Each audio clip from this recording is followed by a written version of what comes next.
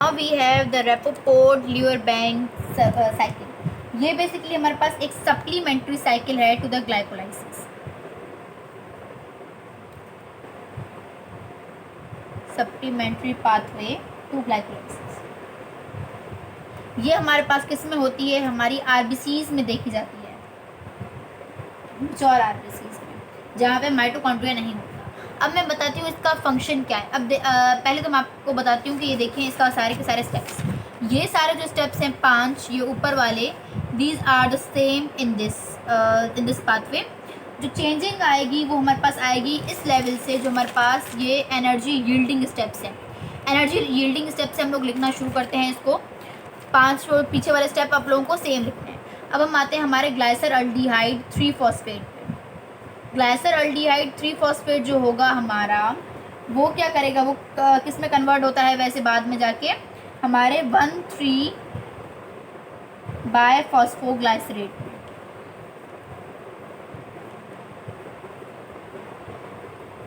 अब यहाँ पे हमारे पास एक इनऑर्गेनिक फॉस्फेट जाता है, NADPH प्रोड्यूस होता है, और यहाँ पे हमारे पास एंजाइम कौन सा होता है? जाहिर सी बात NADPH प्रोड्यूस हो रहा है, तो हमारे पास एंजाइम कौन सा होगा? डिहाइड्रोजिनेज। ठीक है, यहाँ अब हमारे पास इसके बाद चेंजिंग आना शुरू हो रही है कि ये जो 1,3 बायफॉस्फोग्लाइसरेट है, ये 3 में कन्वर्ट नहीं होगा, ये कन्वर्ट होगा हमारे 2,3 बायफॉस्फोग्लाइसरेट में। म्यूटेशन हुई है, 1 से 2 पे गया है, सेकंड कार्बन पे गया है फॉस्फेट, तो यहाँ पे एंजाइम कौन सा होगा? ये वाला हम लोग इसका जो हमारे पास प्रोडक्ट है उसका नाम लिख के क्या लगा देंगे? म्यूटेस। पोजीशन चेंज हुई है तो म्यूटेस होगा। ठीक है, तो ये इसमें कन्वर्ट हो जाता है। उसके बाद ये वापसी फिर हमारे पास 3 फॉस्फोग्लाइसरेट में कन्वर्ट हो जाता है, और यहाँ पे ये एक हमारा इनऑर्गेनिक फॉस्फेट को लॉस करता है, फॉस्फोग्लाइसरेट।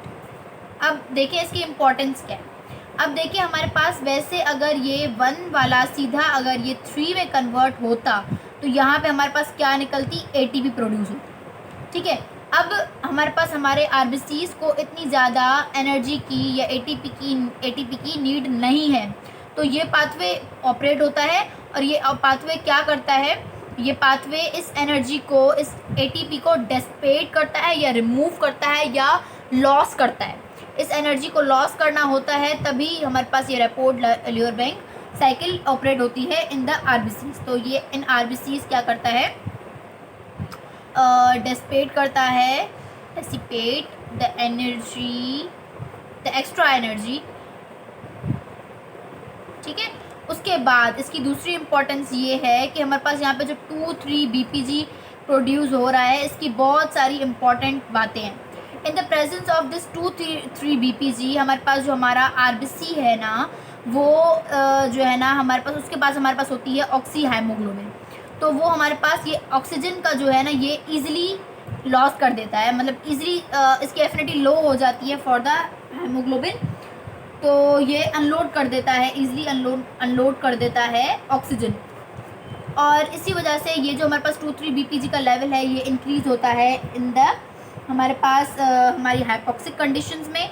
जब हमारे पास ऑक्सीजन नहीं है तो हमारे पास 2,3 BPG का लेवल इंक्रीज़ हो जाएगा। उसकी वजह से क्या होगा कि हमारी जो ऑक्सी हाइमोग्लोबिन है वो अनलोड करेगी ऑक्सीजन को, और ये जो ऑक्सीजन की डिमांड है वो पूरी हो जाएगी, हाइपोक्सिक कंडीशन। उसके अलावा ये करती है हमारे उसमें हाई एल्टीट्यूड्स पे और फीटल टिश्यूज़ में। ठीक है, ये हम लोग बात फर्स्ट ईयर में भी पढ़ चुके हैं। नेक्स्ट थिंग के अब हमारे पास अगर for example hexokinase enzyme is deficient, hexokinase enzyme is deficient, तो अब क्या होगा कि हमारे पास 2,3 BPG का जो लेवल है हमारे पास हमारे आरबीसी में वो डिक्रीज़ हो जाएगा। और अगर इसी की जगह पे अगर हमारे पास पायरूवेट काइनेज की डेफिशिएंसी हो जाती है तो हमारे पास इसका लेवल इंक्रीज़ हो जाएगा।